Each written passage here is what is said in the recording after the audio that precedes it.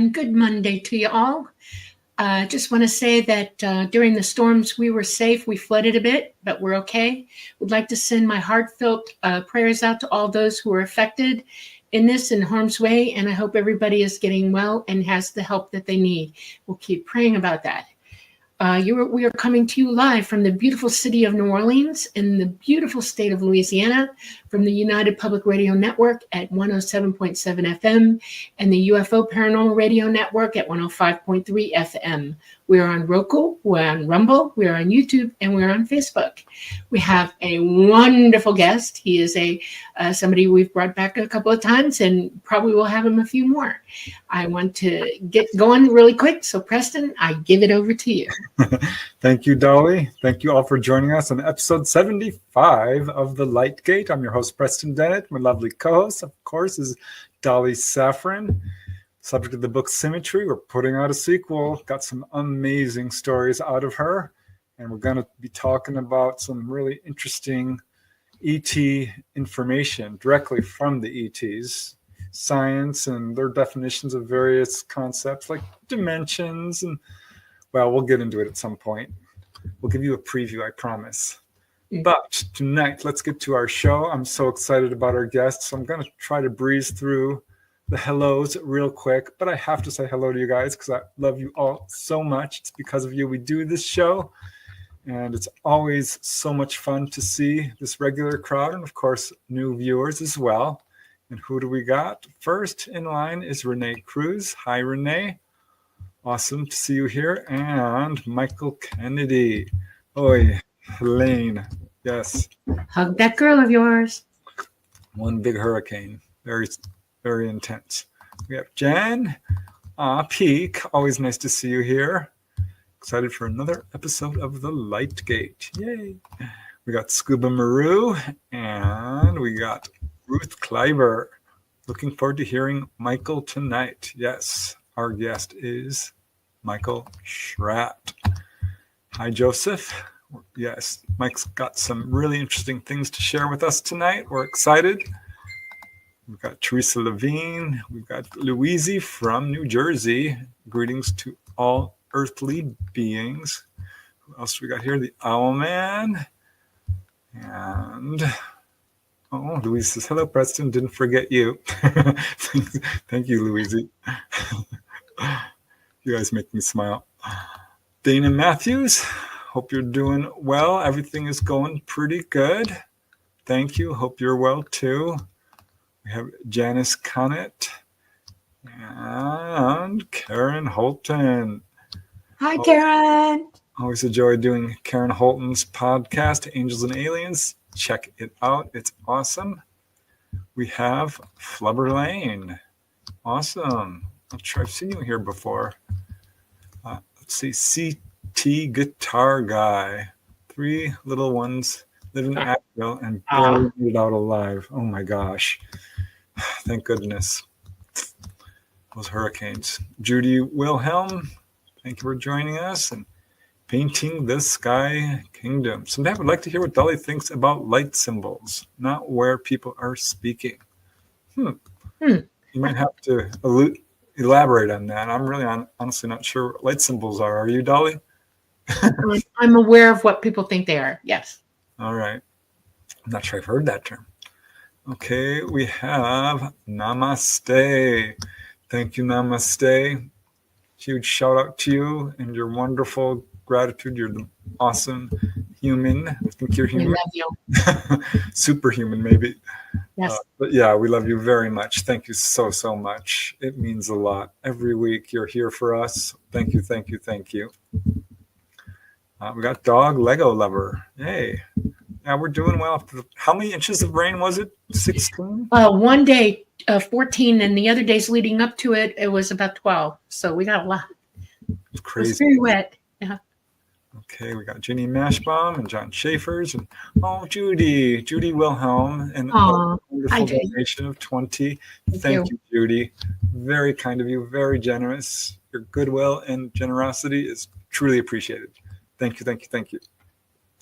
Christopher Harmon and Joseph A. So cool it's happening now live.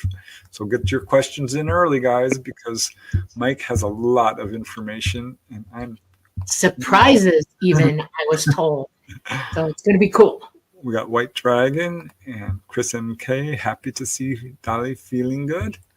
Thank you. Alaj and Becky Duncan and Derek Mulligan from Dublin. I've got quite a bit of Irish in me, so that's awesome. We got Olivia and Marla McMichael. Gosh, we got a nice big crowd today, don't we? Yes, we do. Oh, I blame you. I can see you there in the blue room. Star Orchid. Oh, we love you too. Thank you, Star Orchid. You guys are so generous, and we just love you guys. Thank you so much, Star Orchid. Each week, you guys just make me feel so humble and happy. Pam Harris. We got KM. New York City is a big fan of Preston.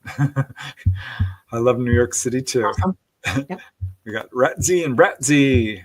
I'll start this question for you, and we will get to it. We got Jeffrey J. We got Simon Domville Musters, a repeat guest who's coming back soon.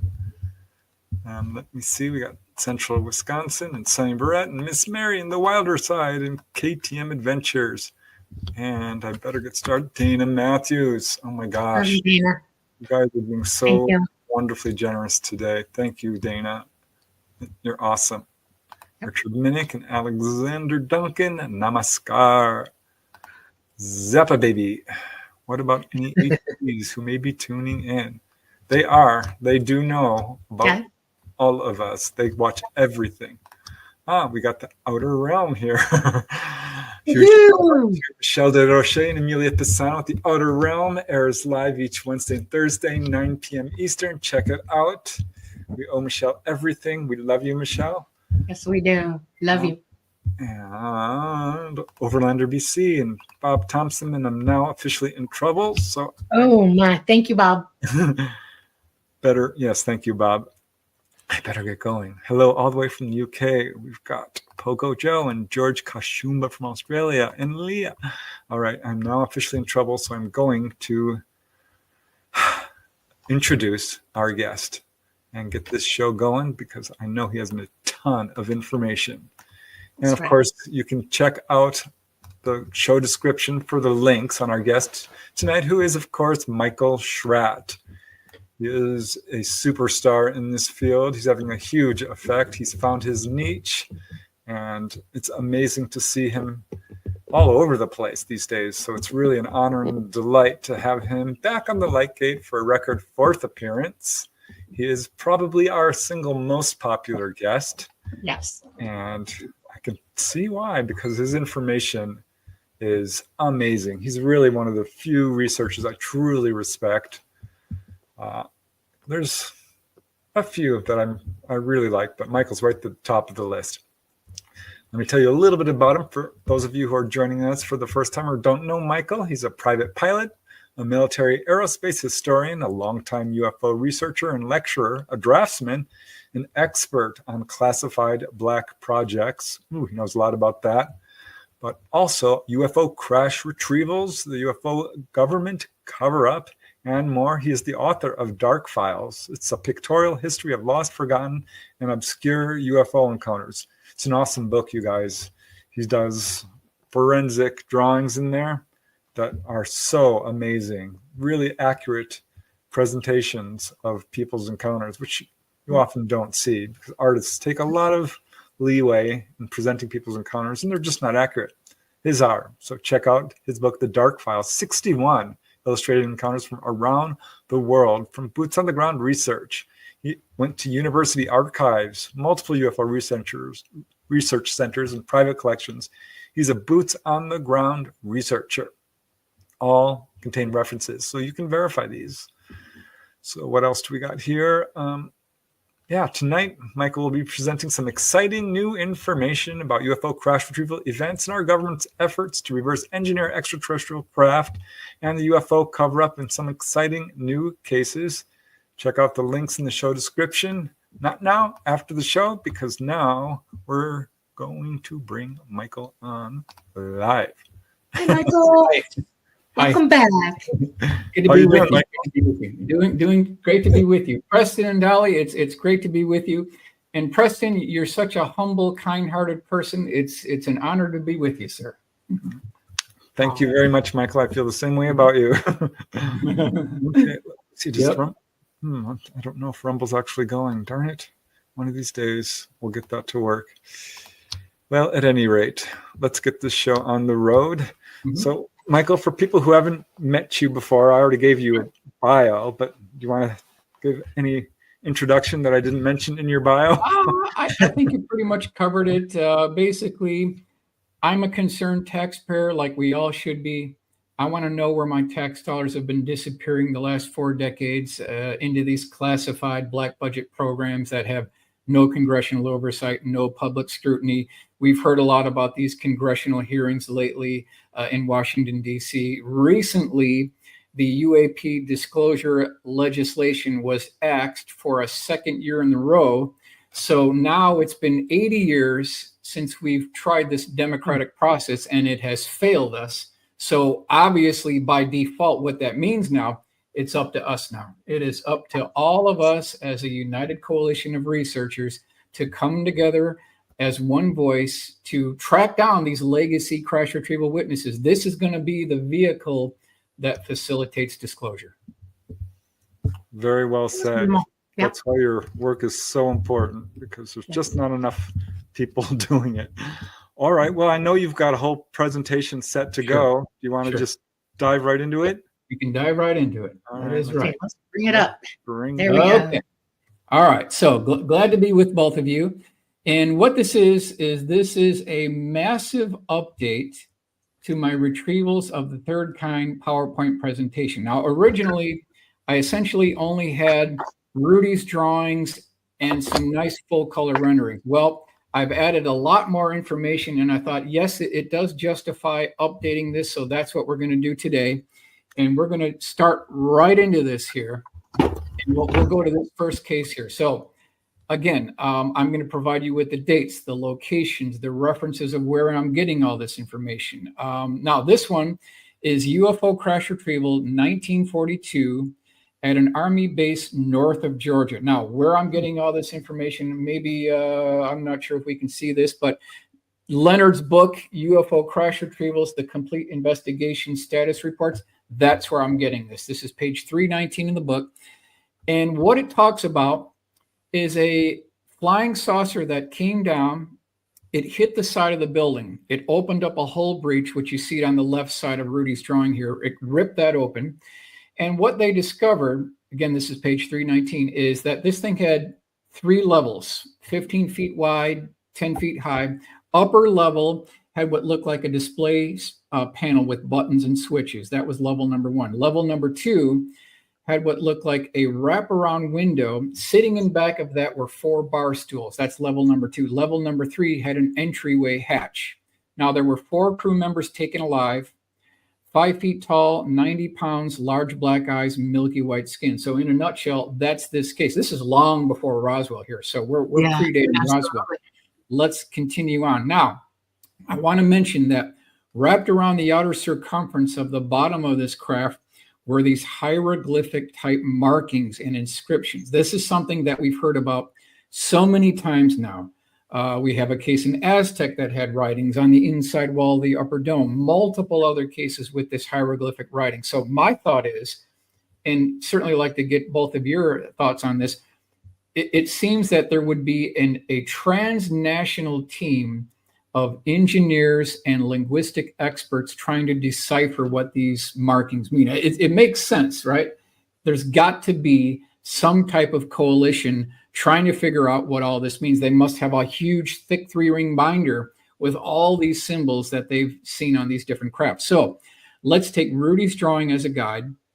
We'll hook in the 2-page report on this 42 crash retrieval, and we will go to the full color rendering just to give an idea of what this thing may have looked like if we could be back in here in 1942. Now, I want to claim that I never stated that I was an expert on AI image generation. You know, I'm learning this like everybody else here, but this is the best I could come up with based on the testimony of the actual witness here. All right, next one.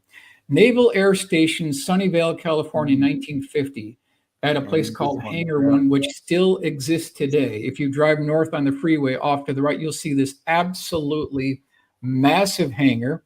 This is page 57 in Leonard's book, case B5. Couple things to mention. Number one, this hangar is so huge, it has its own weather inside. That's how big this hangar is. Number two, it used to be used to store blimps during World War II. So you can kind of get an idea of how big this thing is. Now, our witness was a radar operator. So he kind of goes through these double doors. And what does he see inside? Let's go to the next one here. A very large dish-shaped craft about 100 feet in diameter. It had a low-rise dome on top, a series of porthole windows wrapped around the outer circumference. He was challenged by a guard and told to forget this thing and ordered out of here. Now, when he came home, he told his mother, quote, "It was certainly no aircraft of ours." This was his assessment after looking at this. So let's go to the full color rendering. And this just gives us an idea of what this craft may have looked like back in 1950 at Hangar 1. And we can kind of see how all these crafts start adding up, the bodies start adding up. Let's continue on here. Now, we've kind of heard of this before. Statement record and landmark, July 28th, 1952. This is the newspaper clipping. New appearance of flying saucers over Capitol is alarming. So this is that Capitol flyover that we've all heard of. It was tracked on radar. Multiple eyewitnesses saw this.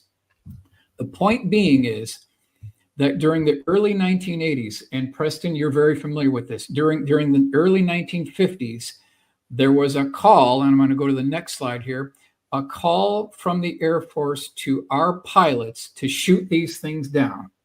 The Cincinnati Enquirer, July 29th, 1952, shoot saucers down, jet pilots so ordered in 24-hour alert. Let's go to the next one here. Jets keeping 24-hour alert for saucers. Pilots ordered to down objects if they don't land. On the saucer trail, pilots told shoot them down. Jets on 24-hour alert to shoot down saucers. Okay, let's go to the next one. This is the type of aircraft that was involved in these attempted intercepts, F-94 Starfire. And if you want to see one of these things up close, there's essentially probably only two places you can do it in the U.S. Number one, Pima Air and Space Museum in Tucson, Arizona, which has the rocket flaps in the closed position. Over on the right, in the Midwest, you've got Air Force Museum in Dayton, Ohio, same model aircraft, but it has the rocket flaps in the retracted position, so you can see the launch tube. So this is the make and model that we're chasing after these flying saucers. I mean, this is like the exact one. All right, so we'll go to Rudy's drawing. Now, this happened multiple times over years. And you know that they absolutely have gun camera footage of all these attempted intercepts. Where is it? Where did it disappear? Why will they not declassify the gun camera footage? I mean, they always claim we don't have any evidence. We hear these congressional hearings, and when senators and congressmen get up there, they say, well, we don't have any physical evidence. What about all these pilots that chased after these things? We know they got it on gun camera. They said they did. The FOIA requests get nowhere with this kind of stuff. There you go. There you go. So here's Rudy's drawing. So what I wanted to do is do a best full color rendering based on this drawing. And this is what I kind of came up with, just to give you an idea of what this may look like during one of these intercepts. And this went on for years.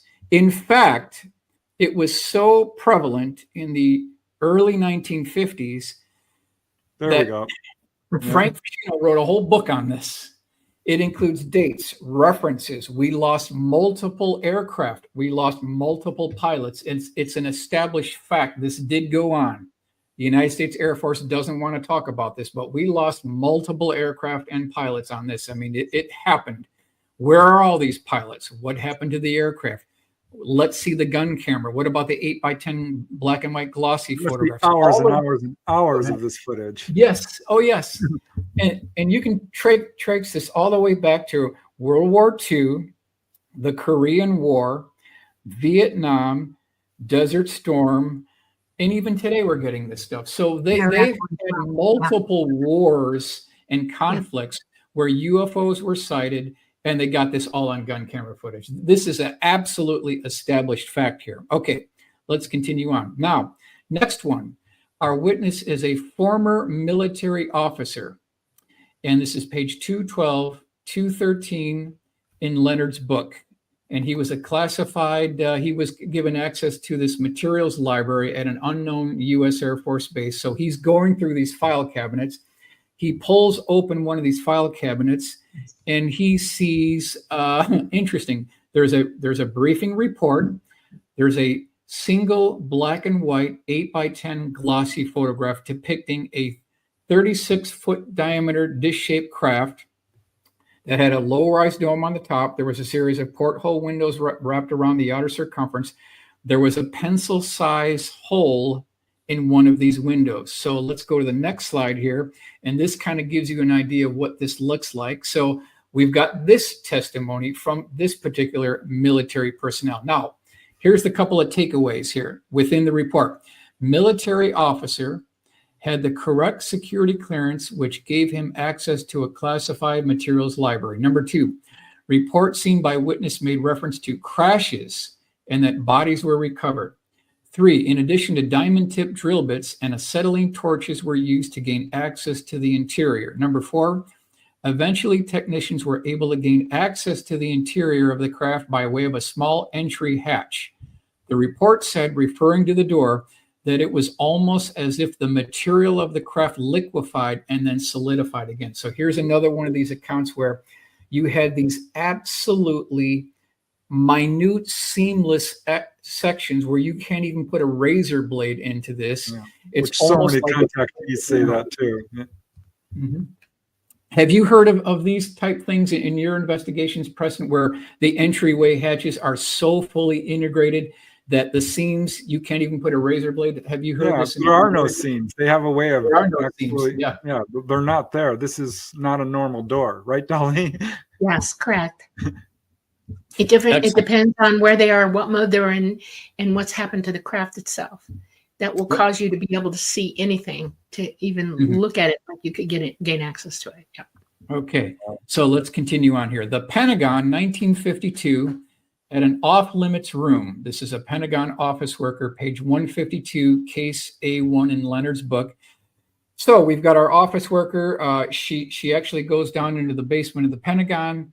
She kind of makes a left-hand turn. Now she's in this room that's kind of dark and dingy. It's poorly lit. It's got some cardboard boxes off to the side. She kind of makes a 90-degree turn. And what does she see? She sees a pickled alien in a large glass jar. And she's shocked beyond belief. She can't believe what she's seeing. Within a matter of 5 seconds, there's a military guard police grabbing her by her arm and telling her to get out of here immediately. She's not supposed to be here, but she did see too late. She saw it. In a glass jar, probably had that formaldehyde preservation fluid.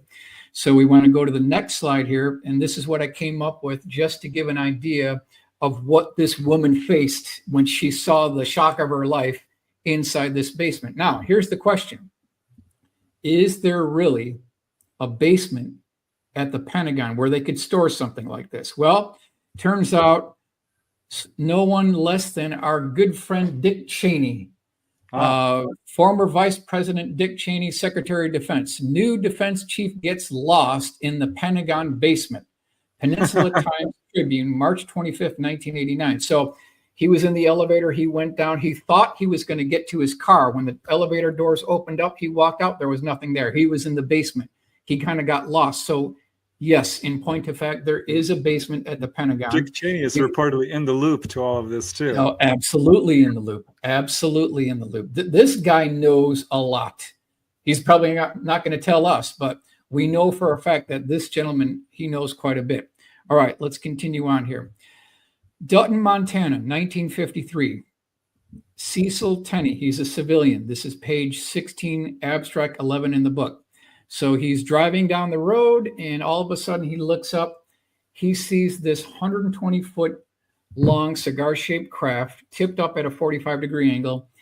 Preston, it is belching out smoke and flames coming out of the bottom of this thing. He said it was like, quote, having a very hard time keeping itself airborne, like it was struggling big time. All the smoke and fire belching There out are of it. several accounts of this kind of thing. Yes, there It's not is. unique. There is. Now, there was oncoming traffic that he said had its tailpipes caught on fire. So he drives another mile down the road, pulls off to the right. He goes into a bar. He files a report with the bar owner. As soon as he walks in the bar owner says, quote, "You smell like lightning." So he had been permeated in this ozone smell as he walked into the bar. And it was so prevalent that this guy said, "You smell like lightning." So there's a clue right there of what's going on here. All right, now he files the report. The guy leaves. He goes home.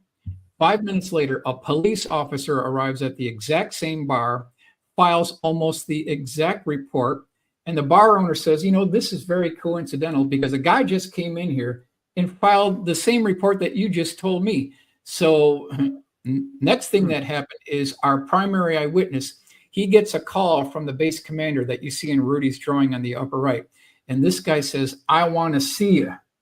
So he had to report to Great Falls Air Force Base the next morning, and he was grilled for 2 hours. He had to sign non-disclosure agreements. And then as he was being escorted out of this facility by, these two security guards, there were two men walking in the opposite direction. They tripped. They had these potato sacks over their and when this thing fell down, he said that inside, quote, "it looked like human body parts." I can't confirm it. He can't confirm it either. But to him, it looked like human body parts. I don't know if it was associated with the sighting he had the previous day. It could have been. He wasn't sure. But that's what's written in the report. So here's kind of my colorized version of this case here. And you can clearly see the smoke coming out, the fire. This has happened, as you mentioned, in multiple different locations. So it's not just an isolated incident here. Okay, now we want to talk about what these ETs look like. We've heard these reports from the Stringfield collection. Now, Leonard received reports from pathologists, medical doctors, people who were on autopsies at Walter Reed Medical Center. We have reports from laboratory X-ray technicians. All these people were feeding Leonard Stringfield details about the bodies, what they look like. So if we put this into bullet item form, this is what the medical personnel is telling us about this.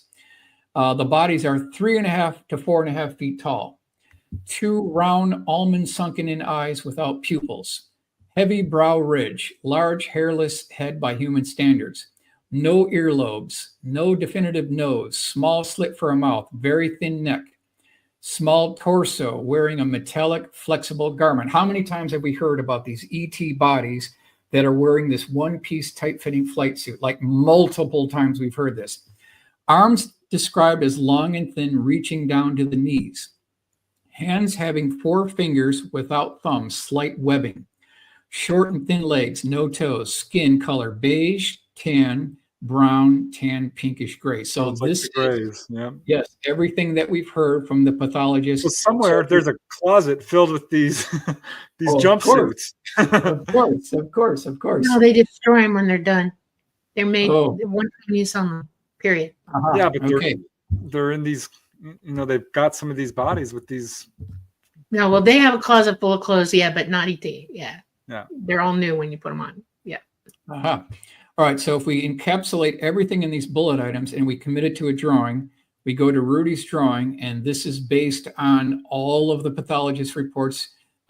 We believe this is probably one of the most accurate depictions based on Leonard's research, page 46, 47.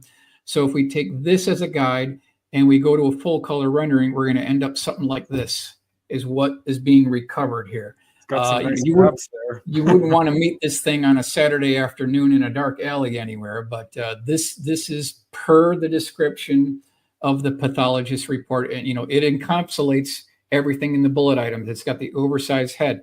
It's got the heavy brow ridge. It's got the oversized eyes, slit for a mouth, minute nose. You've got emaciated body parts, hands that go down below the knees, and we've got webbing between the fingers. So it's checking the boxes. It's checking the boxes. All right, so let's continue on to the next point here. Now, I want to give credit to June Crane. and the great Oh. work by Mr. Clarkson here. So she grew up in Dayton, Ohio, worked for the United States government between 1942 and 1952. She worked in classified laboratories. She had a Q clearance. She claims that she held ET debris at Wright-Patterson Air Force Base. Stated by 1952, the U.S. government had been involved in 3 UFO crash retrieval operations.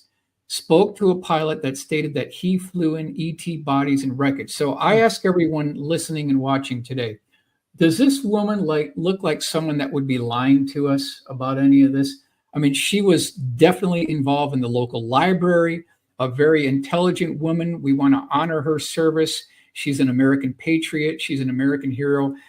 This woman is not lying to us. When she said that she held debris, I believe her. Now, we want to highlight quiet for years and years too, isn't that right? Yeah, she had held on to this for years. And then finally, she eventually talked to James Clarkson, who interviewed her. This is well after that he made the first introduction, and he wrote a whole book about this. And when you go through this book, it just impresses you that these military witnesses, they really don't have anything to gain. A lot of times they're on their deathbed or they're dying of cancer. You know, what can the government do to me once I'm in my grave? And they let all this out. And you could perhaps dismiss 1 or 2 of these witnesses. But when you have a united coalition of dozens and dozens of reputable first-hand military witnesses, people who loaded the craft on 18-wheeler tractor-trailer lowboy trucks and shipped them to Wright-Patterson Air Force Base, people who were involved in analyzing the tensile strength of the hardware recovered from these craft over at the Foreign Technology Division at Wright-Patterson Air Force Base, people who held the bodies and were involved in the autopsies. These people are not lying to us. They are American patriots, and we want to honor their service. Okay, next. Source, retired Air Force pilot, late 1950s. Interview conducted by Ed Camarack Jr. Now, the original witness claims that sometime in the late 1950s, he saw a 6-minute film clip that depicted a 60-foot diameter dish-shaped craft. It was in a hangar. It had a 10-foot gash on it. There were small ET bodies laying on the floor on stretchers with covers. So we want to go to the next slide. Let's see if we can blow up this and zoom in a little bit. Now, as this 6-minute film clip progressed, it shot to another screen and it showed these display panels with buttons and switches and iconology. It talks about there being star charts on these display screens. On the upper section here, we've got what could be the propulsion system. This may have suffered an internal implosion. So I wanted to see, let's see if we can do a full color rendering. And here's what I came up with the full color rendering. So there was definitely some type of implosion. Something happened on the interior where all this debris and shrapnel was coming out of this low-rise dome. So this is my best attempt here. Let's continue on. Wright-Patterson Air Force Base, 1962, April, discovered a 15-foot diameter dish-shaped craft. This was seen by 5 transient 354th Tactical Air Command Fighter Wing pilots. Now, the leader of this transient team, he was responsible for their health and physical fitness. So they're taking a jog down the flight line at Wright-Patterson Air Force Base, and they're passing all the hangars. One of these hangars had its door opened up, and so they jog inside because they're looking for a racquetball court so that they can complete their racquetball court. They jog inside, and they see this 15-foot diameter dish-shaped craft. It's roped off. It has security guards surrounding it with rifles, and this one guy comes up. I'm going to go to the full color rendering here. This is kind of what it looked like. This is by Joseph Wraith. And I want to talk about what this military guard told this transient pilot. It just rings true. It has the ring of truth to it here. He said, the guard challenged by saying, quote, "I don't think you're supposed to be here, sir." I replied to the affirmative, and we turned about face and departing, mumbling to ourselves that the good old U.S. had developed or had all along flying saucers in service. So here's another one of these reports where dish-shaped craft are being seen inside Wright-Patterson Air Force Base. Sometimes they're off in the corner. They're They hide them within these different facilities. But we've got so many accounts now from credible military witnesses seeing these craft. Okay, that takes us to this slide. Braniff International Airways. We'll move forward here. Reference number 53, date 1963. PJ, he was a captain in the Navy. Later, he flew for Braniff International Airways. He encountered 2 flying saucers in a hangar at Wright-Patterson Air Force Base. Now, one was 30 feet in diameter, could hold 12 people. A second craft was seen that could hold 2 people. So now we've got another report from a reliable pilot. This guy flew for the Navy. I don't think these people are lying to us. So this one, it was date 1963. Okay. Also want to highlight Magic Eyes Only by Ryan Wood. Now, he published this book about 20 years ago. This is an update. Subheading Earth's Encounters with Extraterrestrial Technology. So I want to give credit to Ryan Wood for doing a great job. Now, in his book, he has documented 104 crash retrieval cases. If we hook up Leonard's publication that has 119 crash retrieval cases, we mix these two together, we're looking at well over 200 crash retrieval cases. Now, conservatively speaking, let's just knock out 50 just for the sake of argument. So now we're down to 150. The odds are in our favor. We can't lose. All we need is one to be correct. And the whole concept of UFO crash retrieval non-existence completely falls apart. The odds are in our favor. Okay, let's continue. First case within Ryan's book that I felt deserved to do some thorough analysis here. This is Santa Rosa, New Mexico, spring 1963. It's page 217 in Ryan's book. Our primary eyewitness was not a registered nurse. She was an X-ray technician. She was only 24 years old. Now, a call came from the dispatcher that there was a crash on the other side of town. So she piles in with the doctor into one of these 1963 Ford Galaxy ambulances, and they go across town. When they get there, she's shocked at what she sees. She sees 3 ET bodies, about 3.5 feet tall. They're lying on the ground. They're all deceased. Off to the right, there was some debris from a craft, some various debris. Where they pulled over, it was a little bit off the road, so they were kind of in some low shrubbery. Her first words out of her mouth was, quote, "Where are their parents?" That was her very first quote. Next thing that happened is they loaded up the ET bodies in the back of the ambulance. They drove this back to the hospital. I'm going to go to the next slide here. This is our full color rendering, just to give an idea of what this may have looked like back at the time of the actual retrieval operation. Now, an Air Force general showed up. They confiscated the bodies. They confiscated all of the records. They confiscated the undeveloped X-rays. Anything that was in the ambulance, they got all of it. As he was leaving, he told this X-ray technician, "Don't you ever say a word to anybody about this because the government has a long arm." Basically, a direct quote. She was threatened. So this is another case that's talked about in Ryan's book here. Now, I want to take you to Cherry Creek, Nevada, summer 1964. This is page 243 in the book. Now, if you look here, there's not a lot going on here, Preston, in Cherry Creek, Nevada. There's not a lot of nightlife here. So don't expect any fantastic flashing lights or any concerts. Let's go to the next one here. Population in 2012, 72 people.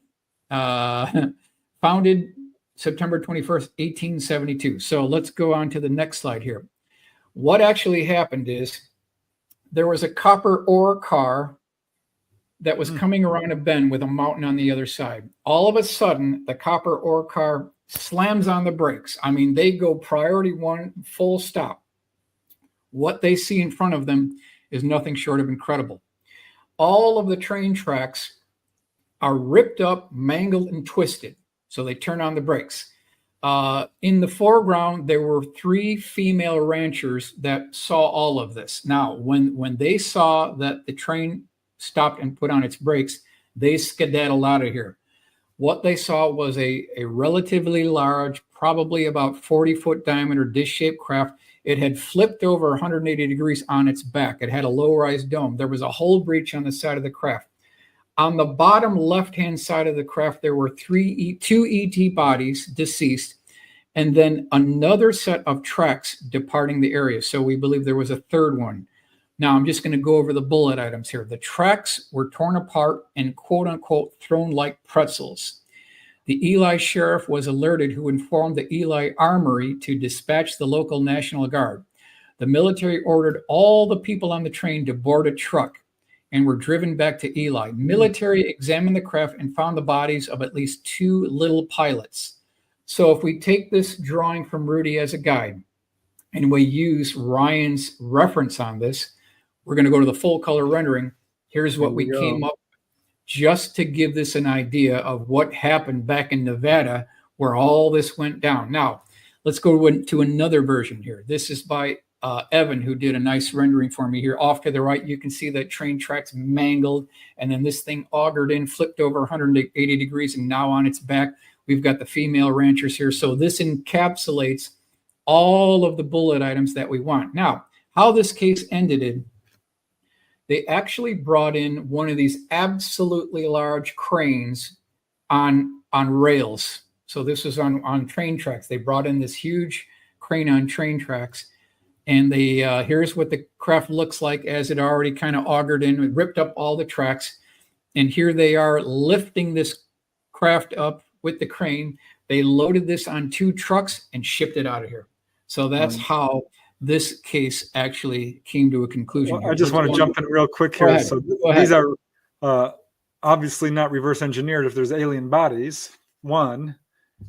And second, I don't know if people know this, but Nevada is owned by the government. 87% of the land is government owned. Yes, that's so they true. can scoop these things up pretty quick. Oh, yeah. That's true. Okay, let's go to the next one. U.S. Air Force Museum, Dayton, Ohio, 1965, page 93 in Leonard's book, case A11. Now, I always debate whether I should include this case in here because it's so crazy, it's so outlandish, it's just so bizarre, but it's part of Leonard's publication. It's a reference, so I thought, yes, let's include it. Okay, so bottom line is, you've got a couple that visits the Air Museum. They're going through the hangars.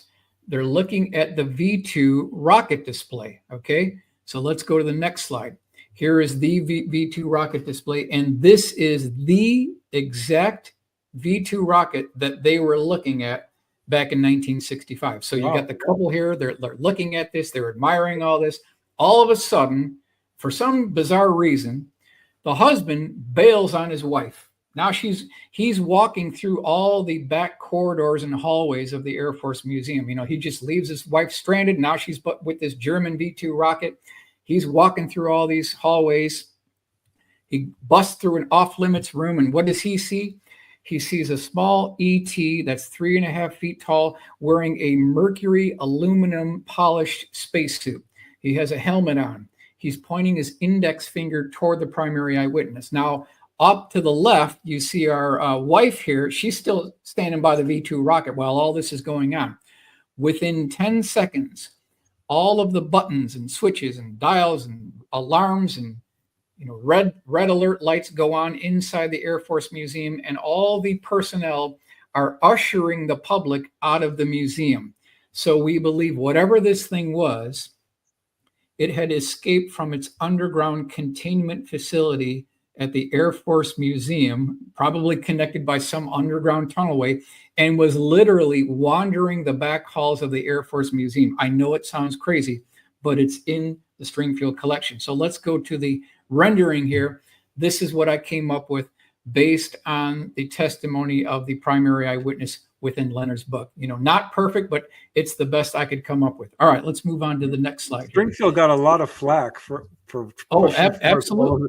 He had got death threats. I mean, he was the guy that these people could trust. Absolutely. The only one. Yeah. So back just as a backup here, in 1978, Leonard delivered his lecture, Retrievals of the Third Kind. He included at least 12 of these sources. Now, there was a lot of pushback, just like you mentioned, for a number of reasons. Number one, he was told that he could preserve an important part of our national history by telling these accounts from his military witnesses, but he absolutely could not release their names. And so this was a point of contention by people at the conference because there was no way to independently verify what was actually going on. Now that it's been so many years later, Leonard is gone. A lot of these witnesses are gone. What it means is, it means it's the final curtain call for crash retrievals. We have got to track down these remaining witnesses before it's too late and they all time out. That's what the government is hoping for, but we won't let that happen. So this is Wright-Patterson Air Force Base, 1966. The primary witness was a civil service electrician, page 17 in the book, abstract 13. Now, this gentleman came home one night. His son was there, and he said, you know what? I got something I want to show you. So he reached in his breast pocket, pulled out a black and white 8x10 glossy photograph of a southwestern scene, which we believe to be Arizona. Could be Nevada, but we believe it was Arizona, or could be New Mexico. What it depicted was a white lab coat technician and then more of a military personnel in khakis holding up by the wrists a dead ET corpse. And someone took a snapshot of this and he showed his son. His son was shocked, could not believe this. So I'm going to go to the next slide.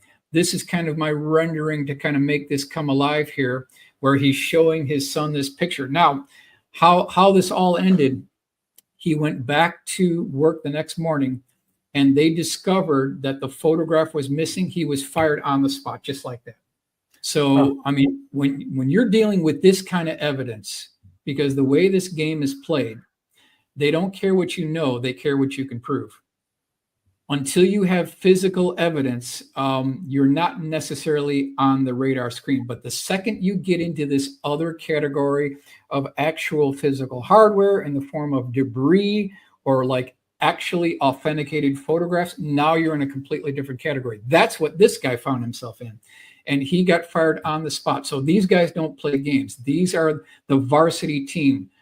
They know what they're doing here. All right, let's go to the next one. California City, summer 1971, page 233 in the book. Primary eyewitness is Debbie Clayton. Now, what they heard was a large boom. They walked outside about 3 blocks away. There was a lot of dust, so they start walking over there. And what they see is a acorn-shaped craft with a mushroom top, about 5 feet high, 10 feet wide.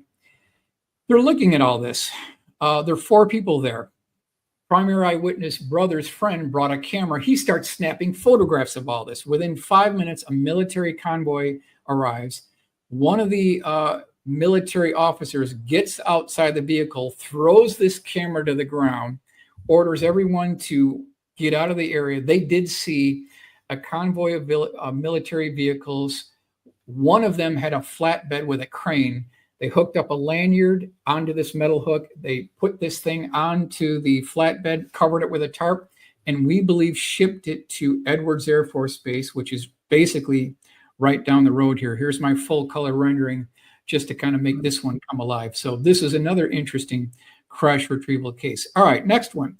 McClellan Air Force Base, California, 1973. Chris Coffey via pilot/astronaut Ellison Onizuka, page 153 in the book, case A3. So what you're seeing here is a photograph of McClellan Air Force Base. Now, our primary eyewitness went to a briefing room. I'm going to go to the next slide here. Here is test pilot Ellison Onizuka. So before he was an astronaut, he was a test pilot. He was told to go to a briefing room inside McClellan Air Force Base with a couple other pilots. So they're in this briefing room. There's a Air Force personnel at the back of the room with a film projector.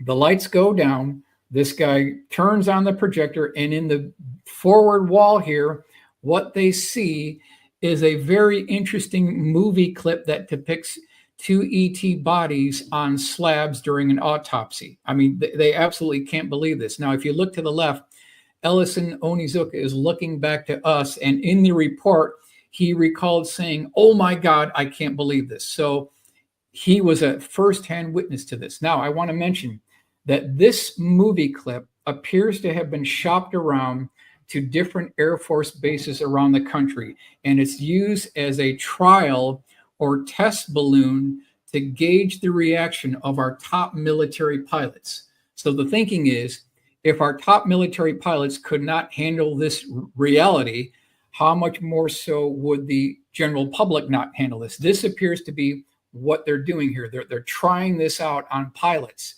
And this now, did Ellison Onizuka, did he say this personally, or is it he told this to Chris Coffey? He told this to Chris Coffey that he did see this. He did see this film. Now, I came up with the fact that because it's also mentioned in Stringfield publications that this has been seen in other Air Force bases. It's talked about in about three other places, military Air Force bases, where something very similar to this was shown to other pilots as well. So it wasn't just this one. They absolutely shopped this thing around. So it's very clear what they're doing is they're trying to acclimate pilots. They're trying to gauge their reaction. They want to know, could these people handle this? That's clearly what's going on here. Now, they absolutely want to know if they'll shoot them down. That's what they wanted to know. Yeah, well, if there you you go. have an enemy and it doesn't come anywhere close to being human to you, your ability to recognize it and fire at it is important. And that is a training technique by the military, period. Okay. Use it in a lot of capacities. So let's go to the full color rendering that I came with, and you can see the projectors on. We've got the ET bodies here. Now, here's the interesting part. Leonard Stringfield made arrangements to interview astronaut Ellison Onizuka. Okay, this is all planned. They're all ready to go. They got the date all set. 2 weeks prior to the interview, I think you kind of know where this is going. Ellison Onizuka died in the Challenger explosion on January 28th, 1986. So we were this close of getting his testimony. Would have been great to get this from. Now, this guy is not lying. This guy is absolutely not lying. Now, I did some legwork. I tracked down his widow. I sent the widow the reference in Leonard's book. I also sent her the drawing that Rudy had made based on Leonard's description. I never got a reply. I never got a response. I know I got the right address. So I don't know if she doesn't want to talk about it. I don't know if Ellison ever told her about this, but that's where this case lies right now. Now, why would a Challenger astronaut lie to us about this? No way. Not a chance. Well, that's certainly sheds a dark light on the whole Challenger disaster. I mean, that's conspiracy theorists will go wild on this one. Well, they probably will, but the fact is this was planned. Leonard had it all set up. 2 weeks prior to this meeting, he died in the Challenger explosion. So that's how that went down. All right, next one. Wright-Patterson Air Force Base, 1974, page 327 in the book. So you've got a new hire off to the left. She gave her 2 weeks notice. She's excited to start her new job at Wright-Patterson Air Force Base, and she's at a dinner party engagement. Coincidentally, her new boss is there as well. And over to the left, she's kind of talking with friends and everything, and the subject of UFOs come up. And so they're talking about UFOs, and her boss could tell that she was getting beaten up bad. Ridicule, condescending remarks, pointing fingers and laughing at this woman and everything. And so the boss turns to her and says, "Do you want to see the physical evidence?" And she says, "Now?" And he says, "Now." So he takes her in his car. They drive to Wright-Patterson Air Force Base. Now, he had the correct security clearance. They walk down this long corridor. There's a retinal scanner. He looks in this retinal scanner. He had a magnetic key code access. So he inserted the magnetic card into the access slot. Doors open up. They walk down another corridor where there's another retinal scanner. He looks inside, inserts his card one more time. Doors open up. Now they're inside an underground morgue at Wright-Patterson Air Force Base. And he opens up one of these drawers, and on this rolling platform is a dead ET corpse, half zippered up in a body bag. And she's looking right over this thing in complete, absolute shock. Her whole worldview is being shattered right before her. She absolutely can't believe this is actually going on. So let's go to the next slide, and you can see her facial expression here. She's completely shocked. Now, what happened next is She shows up to work 2 weeks later, all ready to go to work. The office manager tells her that her boss is deceased, and there's no mention of him dying in the local obituary. This guy disappeared off the radar screen. They probably unalived him for what he did, but this is how it went down. Now, when you read her testimony discussing this, you can tell it's heartfelt. This woman is not lying to us. This is legitimate. All right, let's go to the next one here. UFO crash retrieval in Italy, 1933. We've heard about this concept of something going on in Italy long before Roswell. In Leonard's book, there's a reference to two things. One, crash retrieval actually taking place. The Vatican has one dish-shaped craft recovered. There's also talk about something known as, quote unquote, the White Book, which is mankind's interaction with ETs over the last 2,000 years. These are the two things that are allegedly being stored at the Vatican. So let's go to the next slide here. I had Rudy do a drawing here. So what would be in the Vatican archives? Well, you've got the Pope there. You've got the dish-shaped craft recovered. That's up on the ceiling area. You would have gold coins that they've been collecting for thousands of years. You've had Maya and Incan treasure would be there. You'd have old books there. You'd have manuscripts. You'd have scrolls from the Library of Alexandria. You'd have an Egyptian sarcophagus. In the back, you'd have an Olmec's head. These are the things that you would expect to see at the Vatican. Now let's go to the full color version. And this is what I came up with just to give people an idea of what the Vatican has, what the Pope has been. He might have access to all this, but absolutely no doubt the Vatican is clued in on all this. Now, how do we know this? Because Newsweek, August 2nd, 2023, pressure on Vatican to reveal archives after UFO cover-up claims. It follows claims by David Grush, a U.S. Air Force veteran who previously worked at the National Reconnaissance Office on UFOs, in an interview in June that an unidentified aerial phenomenon, UAP, was recovered from Magenta, a town near Milan in 1933. Before becoming a U.S. possession with the help of the Papal State, Grush alleged that then Pope Pius XII had quote-unquote back-channeled knowledge of the UFO to the U.S., which ended up scooping it from them. Newsweek, August 2nd, 2023. So you can see the lineage of these retrieval operations go long prior to Roswell here. Let's do a little bit of... Hold. Preston, station ID. All right. Hold I don't want to on. stop, but okay, let's do it real quick. Okay. Thank you, everyone. You're watching The Light Gate, episode 75. I'm your host, Preston Dennett. My lovely co-host is Dolly Safran. We're talking tonight with Michael Schratt, giving us new information on UFO crash retrievals and the UFO government cover-up. You are listening live on multiple platforms, including the United Paranormal Radio Network and the UFO Paranormal Radio Network at 107.7 FM and 105.3 FM from the beautiful city of New Orleans in Louisiana. And of course, we are on YouTube. We are on Roku. And I checked Rumble, and Rumble is streaming live as well. Let's get to this, Michael. This is amazing. Okay, let's get back. Now, one thing I want to mention is we need more women in ufology, point blank. We don't have enough women in this field. We've got to get more women in this. Why is this a dominated man thing? There should be more women in this field. I want to give credit to Marina Popovich. She's no longer with us. Reference page 245 in Leonard's book. Okay. Now, where she got the information is a Soviet Air Force colonel engineer. Well, she is a engineer, a decorated test pilot. And I want to go to the next slide here. Let's go to the next slide.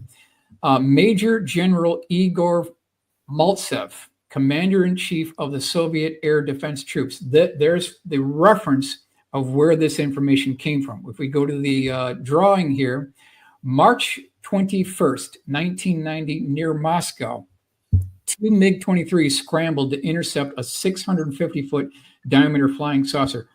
650 feet, that thing is massive. It would dwarf the MiG-23. We're talking about a massive craft here.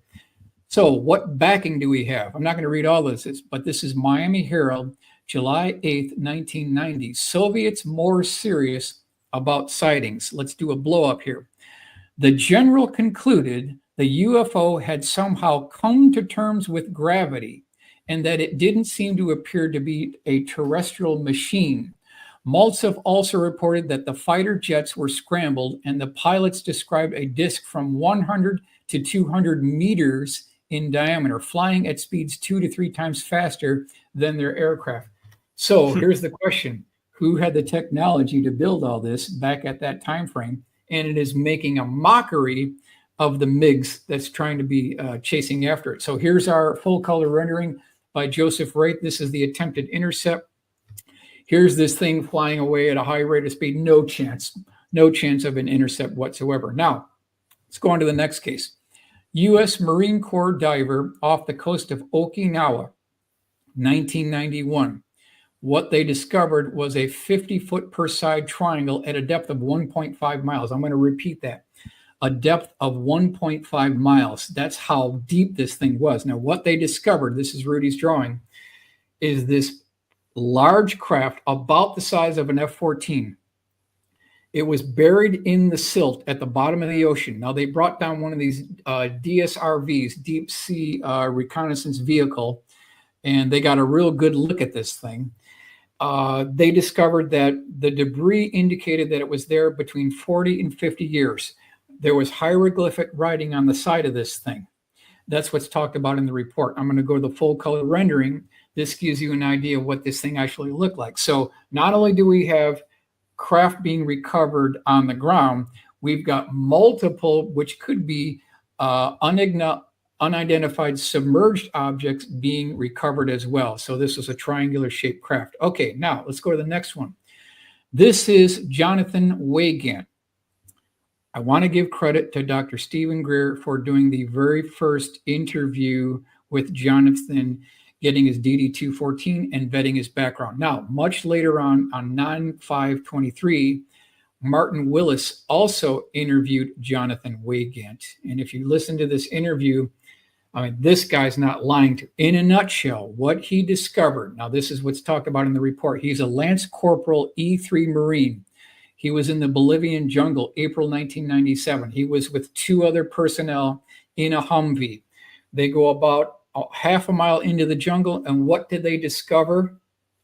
They discover an egg-shaped craft about 65 feet across. It's about 45 feet tall.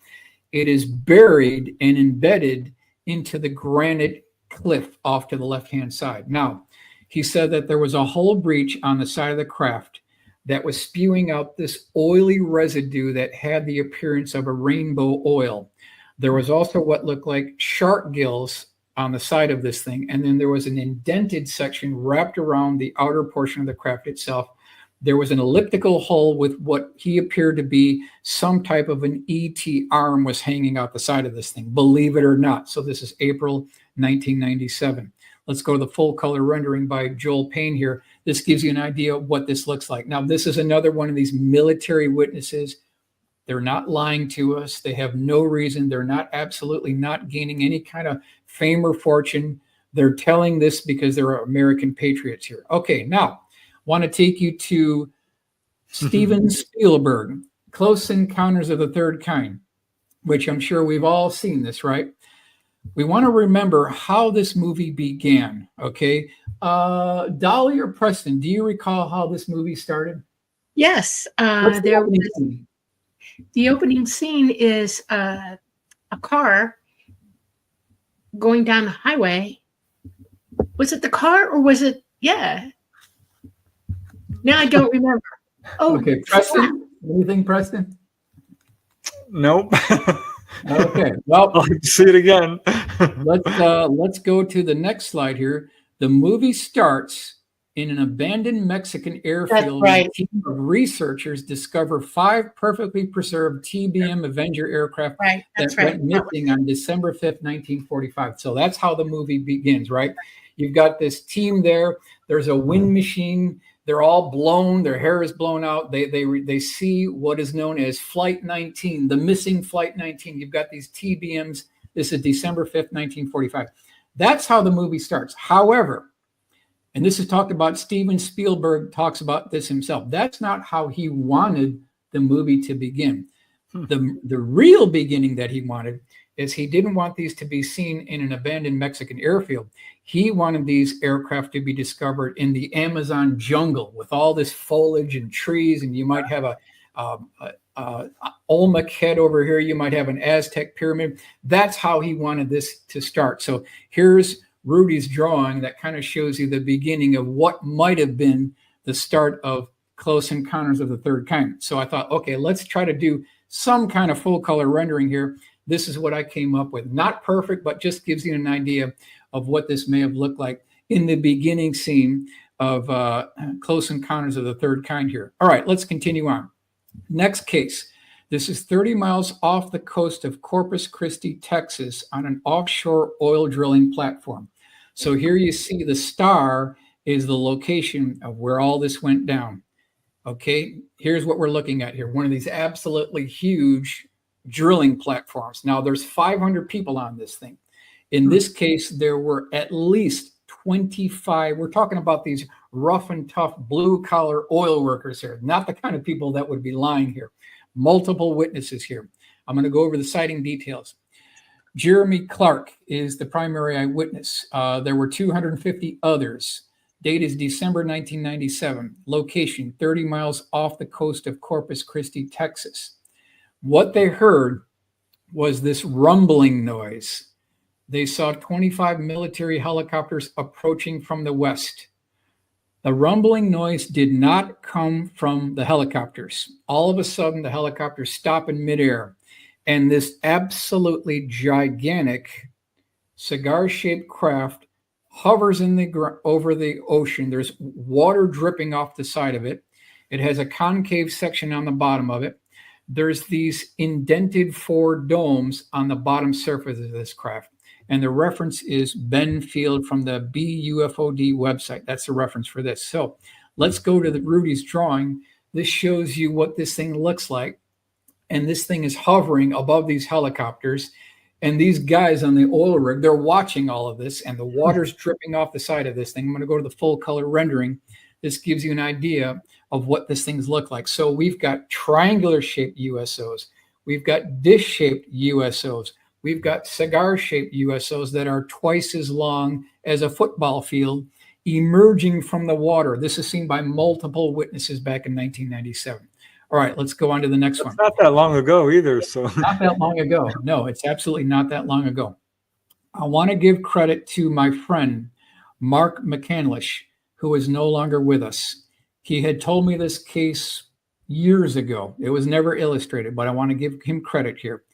What we're talking about here is Aerospace Alley. So if anyone is bored on a Sunday afternoon, you can do this in one day.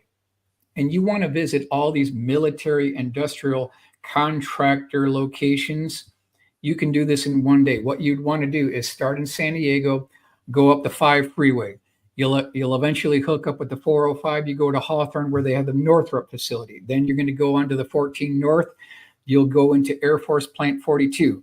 They have Plant 10, which is the Lockheed facility there. They also have a Northrop facility. Boeing has a facility there as well. And then you can end over at Mojave. This can be done in one day. Now let's go to the next slide. Los Angeles Times, September 6, 1983. Palmdale gets set for new boom cycle. So we're talking about the Reagan buildup. 81 to 86 was the Reagan military buildup. If you were a defense contractor and you had a new project you were working on, you literally got a blank check and you could do whatever you want to. That was the Reagan buildup. Let's go to the next slide here. Defense contractors at Plant 42, Lockheed Martin, Northrop Grumman, Boeing. Previous contractors were McDonnell Douglas and Rockwell International. So you got multiple companies here at this location. Air Force Plant 42, ground zero for the military industrial complex. Now, you as a taxpayer, you have every right to drive around this facility. Can't get inside, but you have every right, because you're a taxpayer, to drive around this facility. And I want to remind everyone that the United States Air Force does not own this facility. They are nothing more than a temporary custodian for this asset. We, as taxpayers, We own the facility, we own the aircraft, we own the buildings. We pay for all the people working with. We pay for their payroll. We own the runway. We own all of it. So it's our job. It is our obligation to challenge what's going on here, because we want to know an accounting of where our tax dollars are disappearing here. All right, so Air Force Plant 42. Here's the top view looking down. You can see on the upper right, Plant 42. And let's go to Lockheed Plant 10, which I got from the Palmdale Library. We're going to zoom in here, and you can see here, look at this building. You've got building 601, this big building on the left-hand side here, and then you've got the freeway and the railroad tracks going right by this thing. You can drive right back past building 601. Here's the blow-up of 601. Now, why is any of this important? Because according to Mark McCandlish, he interviewed an engineer back in 1992 that was taking a smoke break at night. Coincidentally, that evening, there was smog in the localized area, so it backlit all of the Plant 42. And what this guy said is, on the far side of this hangar, something unbelievable happened. I'm going to go to the next one here. This is what it looks like inside this hangar. It used to be the L1011 hangar, so we're talking about the same hangar here. What he described is the hangar doors opening up, and all these boom lifts come out as a group. They extend their arms. On the top of the boom lift, there's a tarp connected. And so there's like a little bit of a droop, and then it connects to the next part of the boom lift. There's another tarp and then another tarp, and it forms this 360-degree perimeter screen. There's a guy who shines a flashlight, green flashlight 3 times, and all of a sudden, this 120-foot diameter black contact lens hovers and then goes right into the center of all these screens. And then the whole thing trundles back into the hangar. Hangar doors close. He's watching all this. So let's go to Rudy's drawing that shows you what this actually looks like here. So what I'm saying here is they have got the technology. They absolutely have the technology. Now, 2 weeks later, the primary source, his persistence was paid off because he saw the entire operation happen in reverse. The hangar doors open up, all these boom lifts come out, they extend their arms, they stretch out these perimeter tarps, a black contact lens hovers out of this thing and departs like a spark on a grinding wheel and makes no sonic boom back in 1992. They've got the technology. It's a done deal. It's confirmed. So this cover up is on 2 levels then. I mean, we have absolutely. the ET tech and we have the reverse engineered human. Absolutely. Absolutely. That's been going on. This is what's talked about in the congressional hearings by David Grush, where he quote unquote said that we had an ongoing crash retrieval program directly in congressional hearings. Okay, so let's take this as a guide. We'll go to the full color rendering. And this is what I came up with for this Plant 10 facility. I mean, this is absolutely going on. All right, let's go to the next one. USS Nimitz, 1991. This is prior to the 96 event. This is years prior to. Same aircraft carrier. Our primary eyewitness is Kevin Thomas, U.S. Navy combat photographer.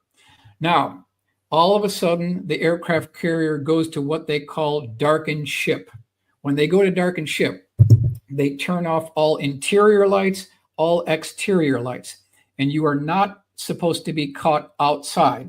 When it goes to darkened ship, you go inside. You're not supposed to be caught outside. However, the hatch was closed when he tried to get inside, and he was caught outside the aircraft carrier. And what he discovered, I'm going to go to the next slide here, is this absolutely massive black triangle emerges from the ocean right next to the starboard side of the aircraft carrier. It's hovering over the aircraft carrier. He's watching all this. This thing, he said, was larger than the Nimitz. So the Nimitz is at 1,092 feet in length, and this thing was larger. So we're looking at something like 1,200 feet in length, hovering above the aircraft carrier and then departs. And so this was seen by this primary eyewitness here. So what I wanted to do for you, Preston and Dolly, is just give you a brief update of the current state of the crash retrieval investigation here. it's important that we preserve this history so that these remaining witnesses come together as a united coalition that could eventually lead to these open congressional hearings where we can finally get this released into the public domain. That is awesome. I hope it happens. I really, really do, because the people in this country need to know that they have back engineered. They're not as, they don't have the same technical abilities as ET craft, but it's, you wouldn't think so when you saw it. Okay. You would believe that it's the real deal. This is trillions of dollars worth of back engineered technology. Absolutely. Reverse engineered. Absolutely. Trillions of dollars. And it's not a joke, and it's for real. And everybody needs to write their congressman, and everybody needs to write their president, call the White House even, and say, look, we're tired of paying taxes for you people to rape us of our money and come up with things that we don't know what you're doing, and what are you doing it for? You know, Right. Because mostly the military only back engineers for weaponry and things like that, you know, national threats. And if we've got that going on, they could use it on anybody. Do you understand what I'm saying to you? Absolutely. Anybody. Absolutely. We need to wake up. We all need to, as one voice in this country and all around the world, need to start making phone calls and writing letters and telling each other in the streets, it's time to tell the truth. Period. And we're not going to give you any more tax money until you do. Or our children aren't going to join the military anymore. We're going to take away your muscle, and we're going to down you this way, you know? Yeah, it's equally fascinating and infuriating, I have to say. Yes, absolutely. I'm really not quite sure how to feel about all this. But yeah, it's, oh my God, because what I keeps coming to mind is, you know, you've presented all these cases, which are, right. You know, 1 or 2 would be one thing. 3 or 4, it's quite enough. Not, I mean, there's hundreds. And this is just the tip of the iceberg. This is what we know about. Yes. And Michael, you make good points about certain things. Our technology has always been really, really good. I mean, we're pretty smart people worldwide. And gun cameras are not the puny things that they show you on the screen. Most aircraft have no less than 6 or 7 cameras on them. And the 2 principal cameras, forward facing and back, are better than 3D, in full color, HD, you name it. They can see every aspect of what they're looking at, all of it. And it's not just that. We're walking around, you know, I can remember being in school and being in, I think I was in the 3rd grade, and they walked in the door with a laser. And I'm like, wow, look, what? And because I kind of had an idea what they were, but never saw one in real life up until then. I'm just a little kid. And they're looking around the room at us, like marking who wants to really get into this. I went to schools that propagated that kind of interest in that kind of technology, so that these kids walked in and then they disappeared. You never saw them again. I can name 3, but I won't here. It is crazy. It is absolutely crazy. So we're being recruited, we're being compartmentalized, we're being lied to at the same time, and we're breaking our backs to give them the money to do this with no authority whatsoever. It's got to stop. Correct. So can I pop up a question? This is a good one from CT Guitar Guy 85. I have a question for Michael. Is he seeing any notable sightings or crash retrievals that are current from the last year? Let's see. Well, we covered the one in 1997. I've got another case in 1991 during the Bush senior administration. Beyond that, I don't have any specific details beyond that. It's definitely ongoing, but I don't have any, certainly nothing from Stringfield, because he died in 94. So that's where his investigation concluded. Now, we recently talked with Stephen Bassett. Okay. Or I did on Michelle Desrochers' show, The Outer Realm. I'm wondering what, you know, he's very confident in that disclosure is going to happen. I'm wondering what your thoughts are. Well, I'm somewhat skeptical. I've taken a more of a skeptical approach to it, because remember, what advantage would there be for the defense contractors and the deeply entrenched intelligence community to make this available? You're talking about thousands of lawsuits would be going on. People were murdered over this. You've got all the people who had to sign extra constitutional non-disclosure agreements involving unacknowledged special access programs that Right. bypass the Constitution. So all of these things are extra constitutional. Dr. Greer talks about that. So the second this goes down, there's going to be lawyers, there's going to be lawsuits. I don't see an advantage. Plus, you've got all the utilities. If they release the technology and the propulsion systems associated with these vehicles, they would doom the trillion-dollar utilities. So you've got the internal combustion engines would go out of business. You've got the coal fire plants that would go out of business. You've got the nuclear power plants that would go out of business. You've got the wind farms. You've got the solar farms. Multi-trillion-dollar industry, obsolete overnight. So there's no advantage for them to come forward. All right, we're getting some great questions. This is a good one from Alfred Miller. Question for Michael: do you sell prints of your work?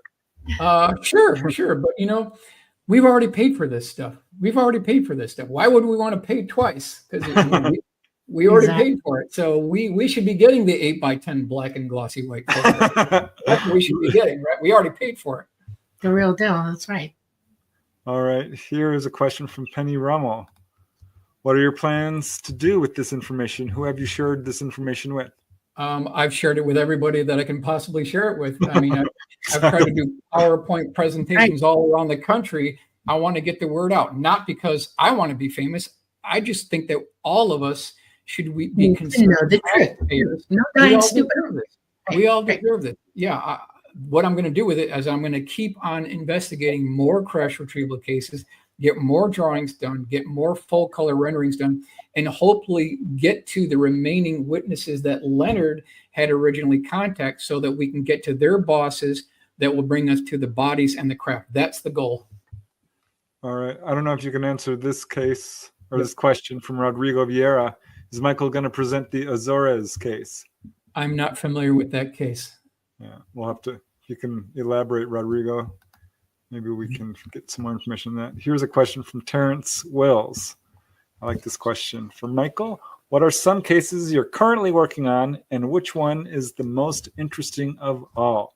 Okay, great. Okay, number one, what am I currently working on? Well, I want to give credit to Ryan Wood. Robert Wood recently passed away. His son, Ryan Wood, we spent 3 days, 12-hour days scanning in all of his material. That's been included into Ryan's UFO decks. So if anyone wants to get their UFO question answered, you go to ufodex.com. You can type in your question, and then AI will sift through about 300,000 documents, 400 books, 1.2 million pages of documents, and it will extrapolate the data and give you an answer. So what I've been working on is the Bill Tompkins case. I feel that this guy needs a second hearing. He needs a second chance. I think his information is valid. So that's something I'm working on. Next, the other part of the question is my favorite case within the Stringfield collection is by far the 1963 case of a Marine who guarded a 40-foot diameter dish-shaped craft at an unknown location back in December 1963. So this thing was about 15 feet tall, 40 feet in diameter. It had a series of opaque, elliptically shaped windows wrapped around the outer circumference of the craft itself. It was propped up on scaffolding. He guarded it for 2 weeks. There was a white circle on the floor. His job was to shoot to kill anyone who would breach that. So I tracked down the gentleman who interviewed him back in 1986. I got all his private notes. I've got original sketches from the Marines. I did a full rendering on all of that. So that's my favorite case. Okay. Wow. That's very cool. All right. Here's a question from Activate Mission to the same timeline. Has Michael been contacted by any insiders or witnesses? I've talked to people within the defense industry, aerospace contractors. Obviously, they can't tell you too much, but I was successful in securing pretty much most of things that were done by Bill Scott. Now, Bill Scott is the former retired Rocky Mountain editor of Aviation Week and Space Technology. He had been chasing these stories for almost 20 years. He retired back in 2006, was given access to his material. There's a tremendous amount of information on there. Defense contractors, what they were working on, things that are kind of beyond the horizon here. So that's a good resource that I was able to get access to. Yeah, I personally did interview a whistleblower who was in the hospital on his deathbed. Yeah. Found me, and he was a subcontractor for Edwards Air Force Base. Okay. Walking with his employer past Yeah. a hangar when he heard a humming noise. Okay. Very large window was opened, Yeah. and there was a sports car-sized silver craft hovering That's about a foot off the ground. Not a mark on it. It was a lozenge shape, a perfect capsule. Mm-hmm. And he said, "What's that?" And his employer quickly put his finger to his lips, wouldn't say a word, turned a little pale, and kept walking. So he bugged him several times. Finally said, "Never ask me. You will never know. You weren't supposed to see that. Shut up." Mm-hmm. A year or two goes by, and this same employer calls him up and says, "I need you. I need you now. You're the only one who can do this." And the guy I interviewed says, "I'm not doing it. I'll tell you what. I'll do it under one condition. You tell me what we saw." And his employer said, "No, I can't do that." He said, "Well, I'm not going to work for you." And so they got into what he said, a pissing argument over a couple of beers. And the guy said, "Okay, I will tell you, but you got to promise to never tell anybody." And he didn't until he was about to die. He's dead now, obviously. And what his employer said is, "This is all I'm going to tell you. That was not an ET craft. That was an ET craft, or that was a reverse engineered craft using ET technology, which is based on the concept of counter-rotating magnets, which creates a magnetic field on the outside of the craft, which propels the craft in the desired direction." Okay. That was it. Now, that's written about in your book, correct, Preston? That case is written about in your book, My book, and it Wonder. was seen in a glass rectangular laboratory, right? It was in a glass- hangar. Okay. It was in a hangar, and it was a metallic, shiny chrome-looking craft. Okay. Now there were white lab coat technicians that had like electronic monitoring equipment with cables plugged into it, right? And it was hovering off the floor. Yeah. I don't know That's how the guy describes it, right, in the book. Yeah, I read it too. It did. Yeah. Yes. Yes. Okay. Yep. We did a drawing of that. I think you have that drawing. Hopefully you have that drawing. If not, I'll send it to you. Mm-hmm. It just makes me wonder how many other cases there are out there. Yeah. I mean, I keep saying that, but it's infuriating to think that, with hundreds of these things, that means, we know there's one at Norton because that's been implicated. Mm-hmm. Of course, Wright-Patterson, Area 51, Edwards Air Force Base, a number of Air Force bases across the United States, certainly the world. Correct. So is it your understanding that the quote superpowers are cooperating with all of this? What I like to do is I like to look at the newspaper clippings. What are the newspaper clippings telling us? Well, if you look in the mid-1950s, it is very clear that, number one, they were desperately trying to break the gravity barrier. That's the first thing. They employed multiple defense contractors. So Sperry Rand Corporation was involved. Martin Aircraft Company was involved. Lear Siegler Corporation was involved. William Lear was involved. John Lear's father, he was involved. It also talks about how universities are trying to crack the gravity barrier. And according to Dr. Greer, which I will concur with, October 1954 is when they made the breakthrough. That checks out with the newspaper clippings. I want to tell you something you don't know. Yes. Also, France, all over France as well. And Okay. I can prove that. I have information about that I found. Okay. And there's reasons why, but I'll tell you offline. Sure. But Sure. yeah, Which the French were speaks to heavily the 1954 French UFO wave, which was unprecedented, with hundreds of, well, literally thousands of cases over a period of October, November 1954, at a level that's never been seen before or since. Mhm. Right around that time. You were talking, Preston, about that humming noise that you mentioned.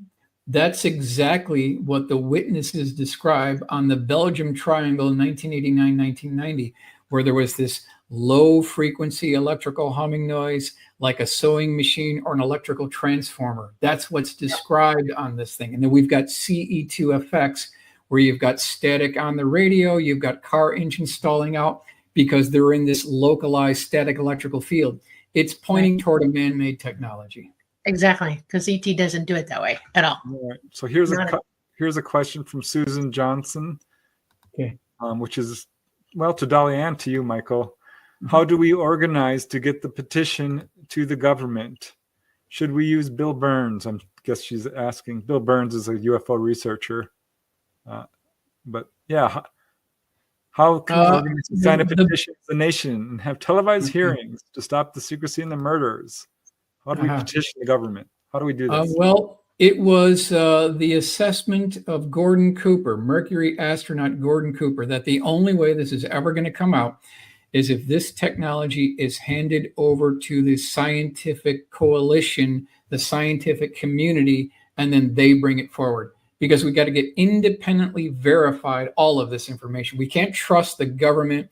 We really can't trust the defense contractors. It has to be done by a united coalition of independent scientists, and then they come forward. That's what Gordon Cooper had said. And it's a good assessment too. McDonald Dan, Dolly, why the secrecy on your part? Why can't you tell us what you're going to tell Michael? Are you bound to? Because there are just some things you don't discuss publicly before the person you want to tell it to hears it first. That's right. important, you know? Okay, there's some good questions here. I just want to put here, this one up is not so much a question, but a good point. There's a long and mysterious list of free energy inventors coming up dead. Be careful. Which is true. That is absolutely true. But again, remember, they don't care what you know. They care what you can prove. But yes, you have to be careful. I want you to consider something now. I know what Cooper said, but you also have to understand that a lot of scientists nowadays, independent even, are paid off by the governments. They've infiltrated. You're right.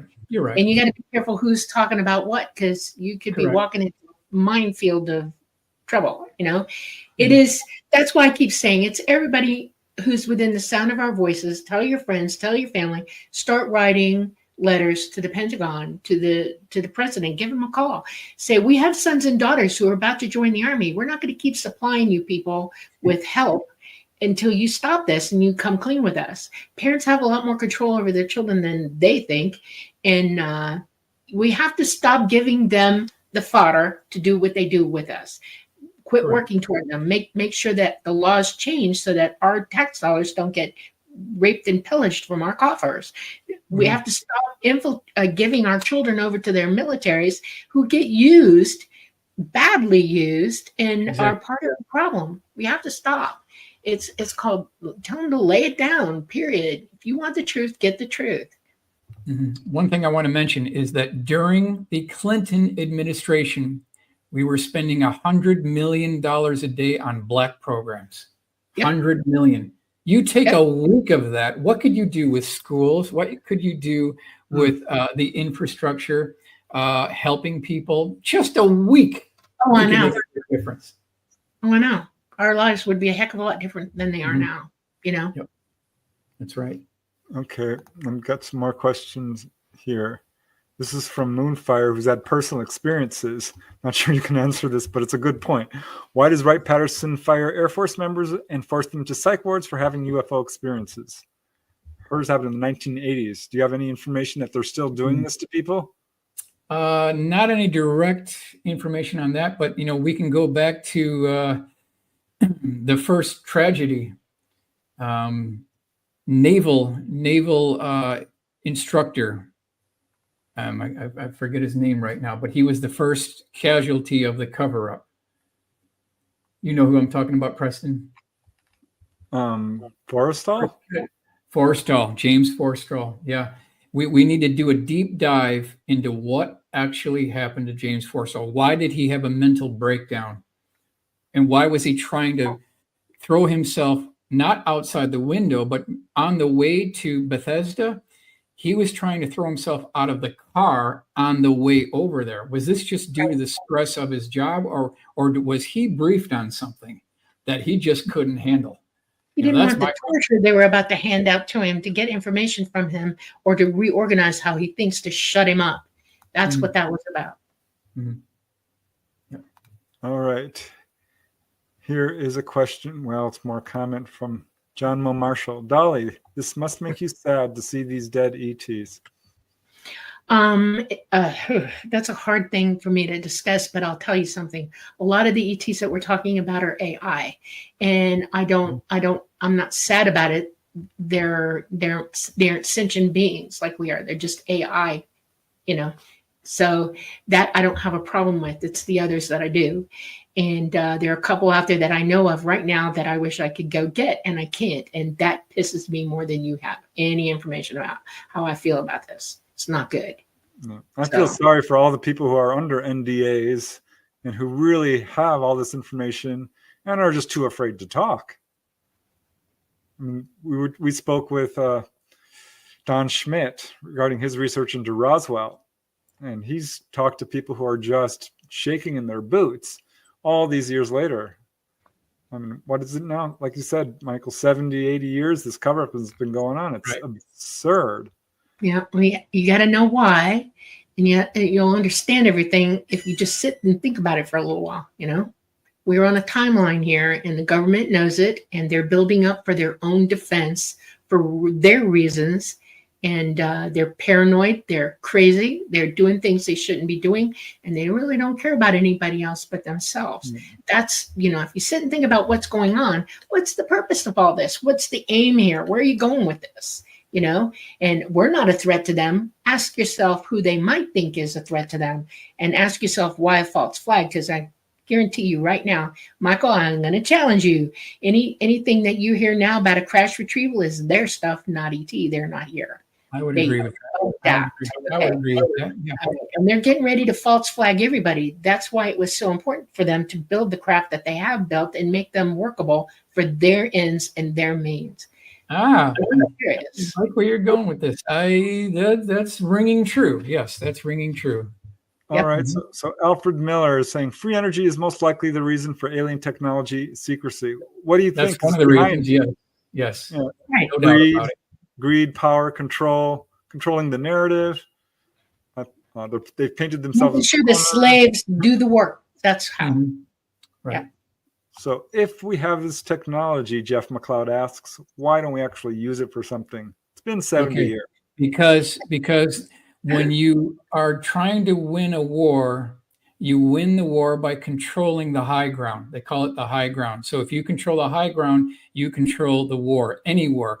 And they are not going to roll out the silver bullets, the trump card technology, the aces in the hole for something like a war or to get Osama bin Laden or Saddam Hussein. This is a completely different ballgame altogether. They're not going to roll out this for something like a war. That's just not how they do it. This is for something completely different.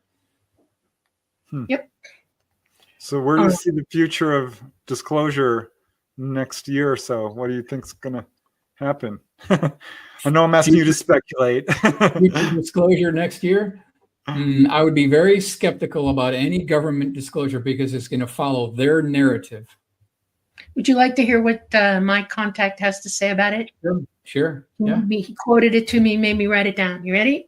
Yep. Disclosure from those in authority over humanity will always tactically use plausible deniability. Their agenda supersedes all humanity. Our reality is their construct.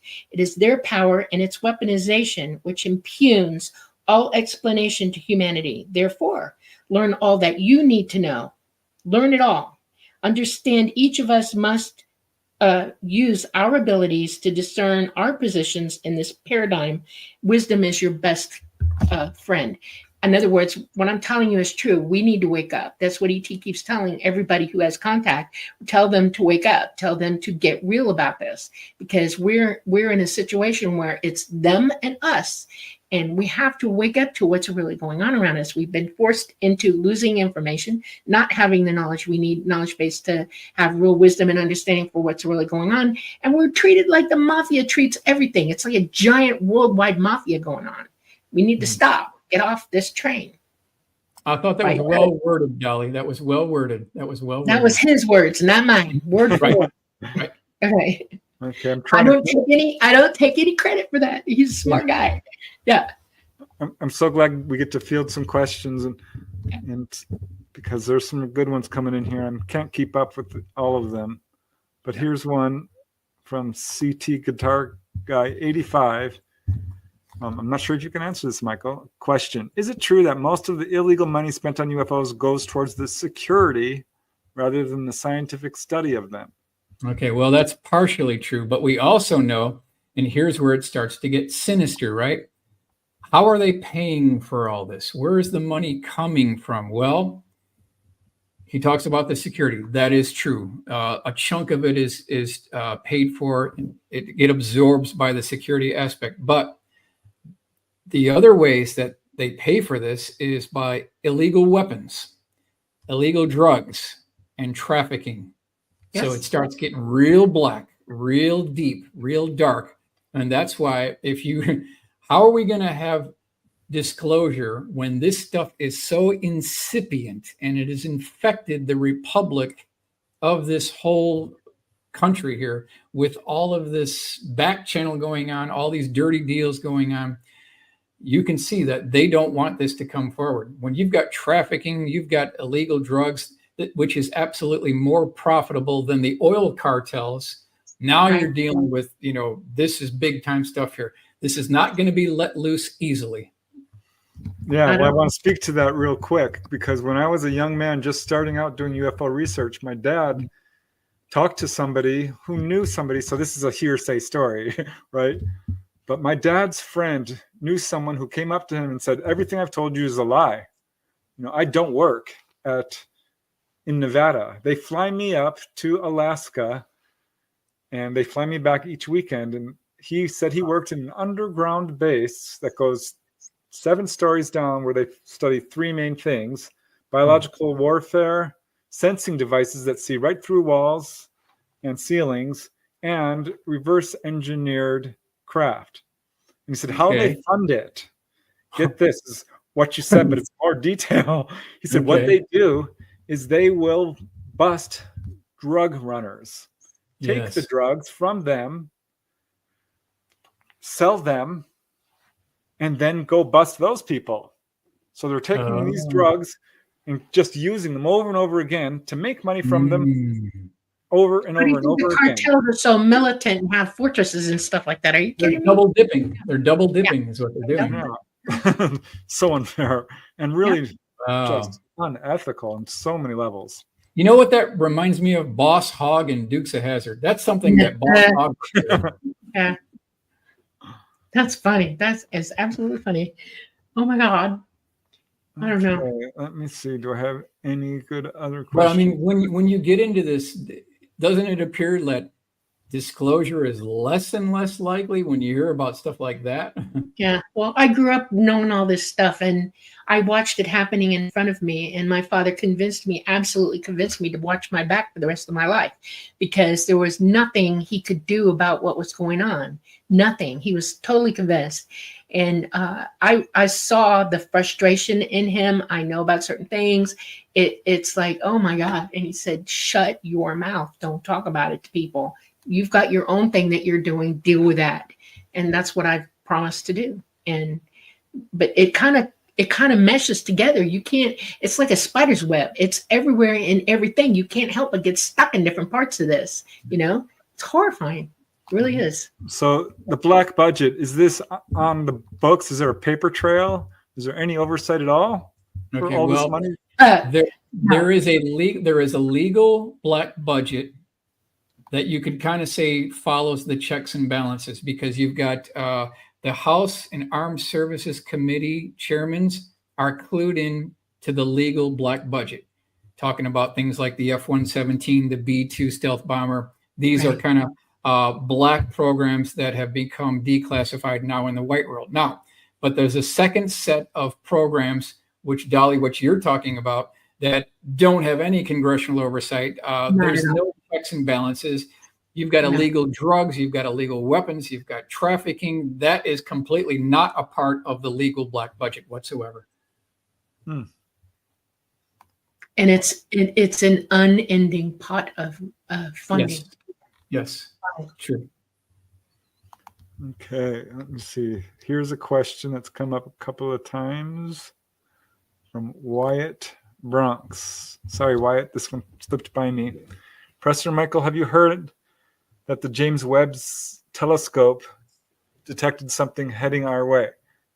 I have not. I mean, I've heard rumors, but I haven't found any good reporting on it. I have heard about it, but I don't think it comes from reputable sources. I don't Right. put any stock in it whatsoever. Yeah. So what Put do you that think? under false flag, false information, misinformation. Correct. Yeah. So you would agree that there's a lot of disinformation and misinformation. Yes. I mean, I don't mean to laugh, but it's just so obviously true. Correct. Right. So let's see. Do you have? I'm still searching for some questions here. So if you can jump in there, say. Wait, I'll give you a scientific reason right off the top of my head why that's not true. Okay, you've heard me talk about how they travel and how they light gate to places and they travel interdimensionally. They would not fly in conventional space for any length of time whatsoever. They'd be dead if Correct. they tried. Correct. So don't even go there with that. It's not true. Okay. Mhm. So someone mentioned Lou Elizondo. Have you read his book? I have his book. I have not completed it.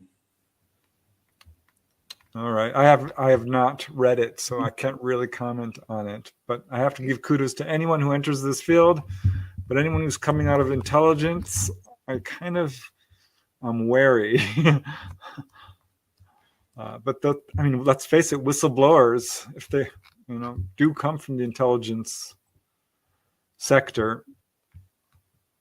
Takes a lot of guts. You got to ask yourself which way are they flying with that anyway, because some of them come out because they were told to. It's planned, it's a ruse. And then some come out and they're not talking to the public. They're talking to people behind the scenes, and you'll never hear from them anyway. But they're putting information out there that everybody needs to be wary of and hoping that it goes the right way. So just be careful what you hear and what you think. All right. Well, we are down to our last 5 minutes here. Okay, that's fine. I want to have you back on the show, Michael, because I still have this whole list of drawings of unusual cases that you put in your book. I'd love to just go through the whole dark files. Sure, we can always go through that.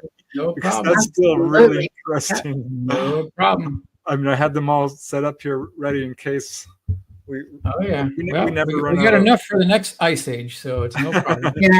Also want to, I know I haven't done it yet, but I want to get together with you and give you a working look-see drawing of Talata and let you do that. Okay, wonderful, wonderful. Okay. Put you on that because he's a unique craft. Okay. All right, so any last information you want to present with our viewers before we have to say goodnight? I think we covered it all well, but certainly glad to be with both of you. It's always fun because you know what? We're a family here. We're good Yes, we friends, are. so it works out Absolutely. really well. Yep. Yep. hmm Yep. All right. And we'll definitely plan the next episode. Okay. Sure. I'm going to start giving them episode names. I'm not kidding. So Oh, okay. the more you come out, and hoping to introduce you to some people that I think you would find very interesting. Wonderful, wonderful. Okay. All right. Yeah, Great. and anyone who's listening out there who has information that you think Michael might be interested in, please do contact him Yes. because it's the right thing to do, and he will absolutely respect anonymity. Sure. And we need to push this ball forward somehow, one way or another. So thank you, Michael. It's amazing. Great. Always amazing to talk to you. I want to give a shout out to all of you guys who listened to us tonight for joining us and hearing Michael's amazing information. You're the go-to guy when it comes to this subject. It's absolutely incredible. I want to thank all the people who not only listened, but joined in the donations for Super Chat. So thank you, Namaste, and Judy, you guys, it really helps us a lot to fund this show. So thank you, Star Orchid and Dana Matthews. You guys have been incredibly generous tonight. Thank you, Bob Thorson. Really appreciate it. Samuel Fogelgren, you guys are amazing.